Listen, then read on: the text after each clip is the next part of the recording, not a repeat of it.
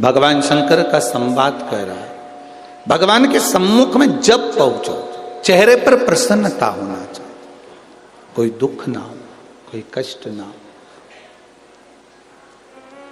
आपके चेहरे पर प्रसन्नता हो, आपके चेहरे पर स्माइल हो, आप भगवान के सामने खड़े हो, चेहरा उतरा हुआ नहीं, रोते हुए नहीं, भगवान के सम्मुख में तुम्हारी प्रसन्नता मूल है। देवराज नाम का ब्राह्मण चिढ़ रहा है, क्रोध कर रहा है, चोरी का धन उसके साथ में है, आवाज लगा रहा है, ब्राह्मण देवता चिल्ला रहे हर हर महादेव, और ये चिढ़ रहा है। उठा, बाहर गया, चोरी का धन भी साथ में ले गया। बहुत अंतर पड़ता है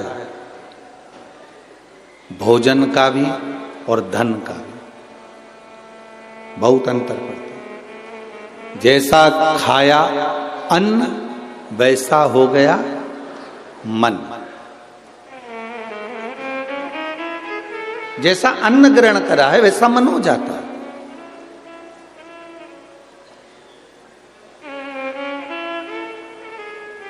आप लोगों ने कथा सुनी होगी, भीष्म पितामह से दुर्योधन ने कितने कितने शब्द कहे, कितने शब्द।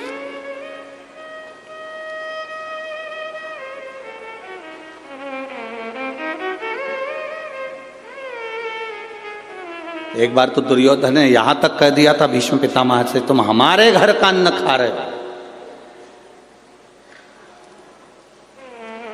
और हमारे यहां का खाने के बाद भी तुम हमारा साथ नहीं दे रहे। हमारे यहां का खाने के बाद भी साथ नहीं दे रहे। भीष्म पितामह ने उसी दिन मन में सोच लिया, अगर मैंने दुर्योधन के घर का अन्न खाया है, मेरी बुद्धि इतनी जल्दी बिगड़ने वाली नहीं है। मैंने भले दुर्योधन के घर का अन्न खाया, पर मेरी बुद्धि इतनी जल्दी बिगड़ने वाली नहीं है। भीष्म पितामह ने कहा, अगर मेरी पूरी जिंदगी में मैंने दुर्योधन के घर का बेकार अन्न अगर खा लिया हो, तो कुछ देर के लिए मेरी विवेक में वो बात आए कि मैंने अन्न खाया और बिगड़ा। बस उसी समय पर भीष्म पितामह ने संकल्प ले लिया कि कल का सूर्यास्त होते हुए अर्जुन नहीं देख पाएगा। संकल्प, अन्न का इतना प्रभाव। अब संकल्प लिया कि कल का सूर्यास्त होते हुए अर्जुन नहीं देख पाएगा, तो इतने में दुर्योधन को मालूम पड़ा कि मेरे भीष्म पितामह ने संकल्प लिया है कल अर्जुन मर जाएगा। मतलब पितामह का संकल्प कभी झूठा नहीं गया, कभी झूठा नहीं गया।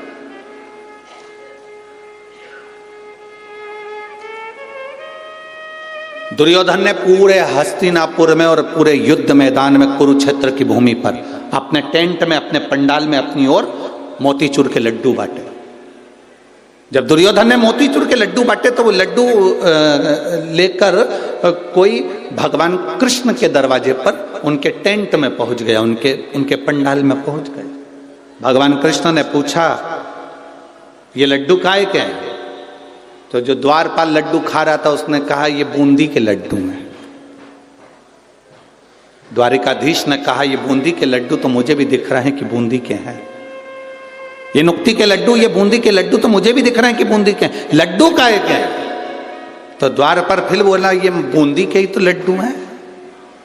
भगवान द्वारकानाथ ने कहा, ये तो मुझे दिख रहा है कि बूंदी के लड्डू, लड्डू काहे के? तो क्या ये बूंदी के ही हैं।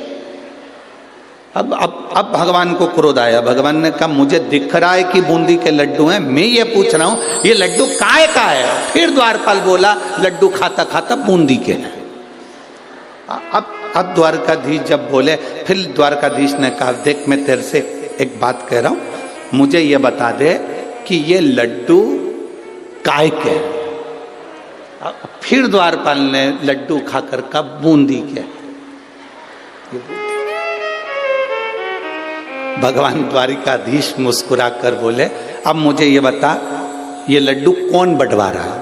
तो द्वारपाल बोला ये दुर्योधन बंटवा रहा। अच्छा, क्यों बंटवा रहा है? कल अर्जुन मर जाएगा, भीष्म पितामह ने संकल्प लिया। अच्छा, भगवान कृष्ण ने कहा जल्दी से मेरे को भी 4 लड्डू दे दे। द्वारकाधीश ने 4 लड्डू लिए, द्रौपदी के कक्ष में प्रवेश कर गए और द्रौपदी के कक्ष में प्रवेश कर द्वारकाधीश ने आवाज लगाकर कहा द्रौपदी, ए द्रौपदी। द्रौपदी आई, भैया आप, क्या बात है? भगवान ने कहा ले द्रौपदी लड्डू खा ले। द्रौपदी ने पूछा काहे के लड्डू है? भगवान बोले मोतीचूर के है, तू खा। इस लड्डू की कहानी बड़ी विचित्र, तू तो खा ले। द्रौपदी ने लड्डू लिया, खाते खाते फिर पूछा लड्डू काहे के? भगवान बोले मोतीचूर के है।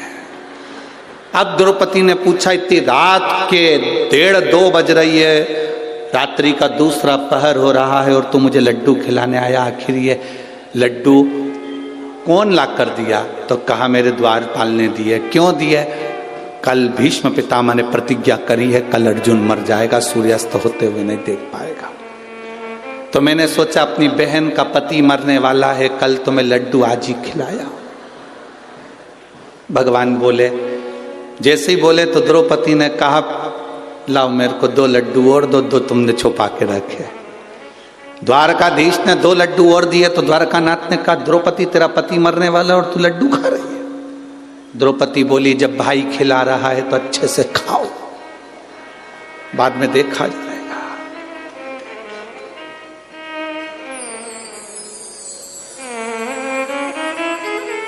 रथ कौन चला रहा है? द्रौपदी ने पूछा।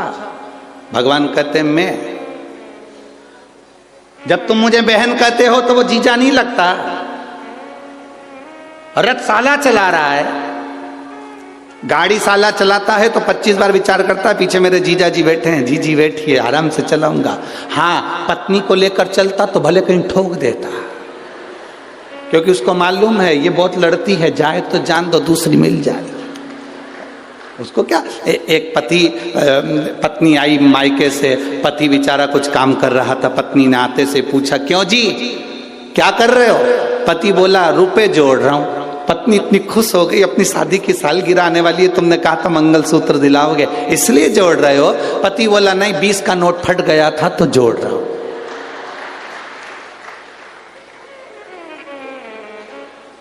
पत्नी भी अंदर गई, फटे हुए दूध की चाय बना के दे दिला है, अब तुम इसको भी जोड़ लो।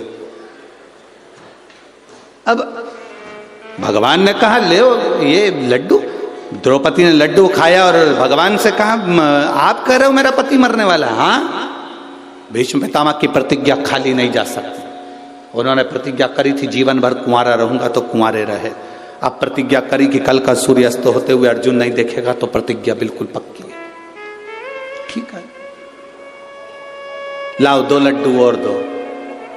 द्रौपदी लड्डू खा रही है। द्वारकाधीश ने कहा द्रौपदी थोड़ी तो शर्म करो, पति मरने वाला है और तुमको चिंता नहीं।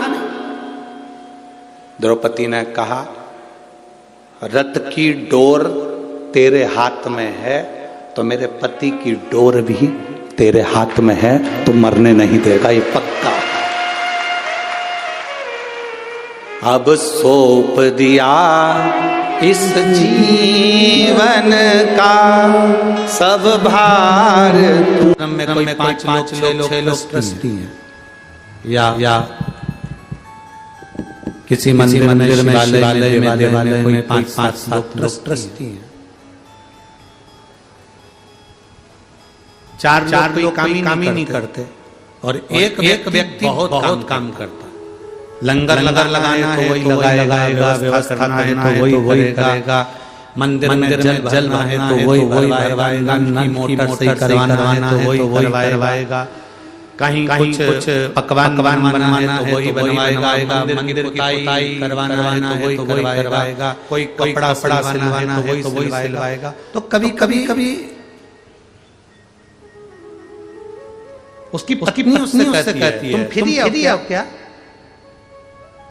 इतने सारे ट्रस्टी हैं, इतने सारे काम करने वाले हैं, कोई काम नहीं मिलता, आप काम करना पड़ता। पत्नी को खुश होना चाहिए।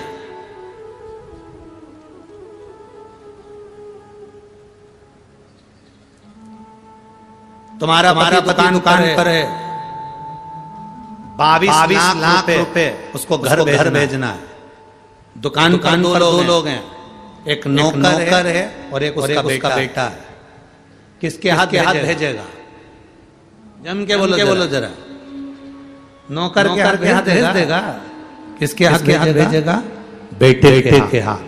मंदिर में, शिवालय में, देवालय में, गुरुद्वारे में, संत के यहाँ, गुरु के यहाँ, किसी मंदिर, देवालय, तीर्थ में अगर तुम्हें सेवा करने का मौका मिल रहा है, यदि तुम्हारा शरीर इस काम के लायक कि भगवान के मंदिर में झाड़ू लगवाना है, पुछाई करवाना है, ये काम तुझे करवाना है, लंगर लगवाना है, भंडारे चलवाना है, तो तुम अगर ऐसा काम कर रहे हो तो ये मान कर चलना तुम महादेव के बेटे हो, इसलिए तुम काम अच्छा सौंपा गया।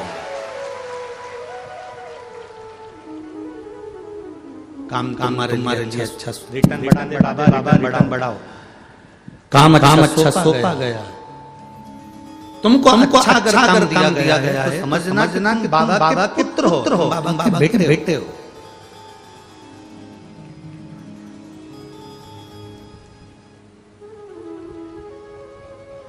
अच्छा कार्य यदि जाए समझ लो ये उसकी कृपा से हमको मिला, ये उसकी दया से हमको मिला। मेरे बाबा तेरी नौकरी सबसे बढ़िया, सबसे बड़ी, तेरे दरवाजे चाबी सबसे बढ़िया, सबसे बड़ी। जब से तेरा गुलाम हो गया, तब से मेरा गुलाम हो गया। जब से तेरा गुलाम हो गया, तब से मेरा गुलाम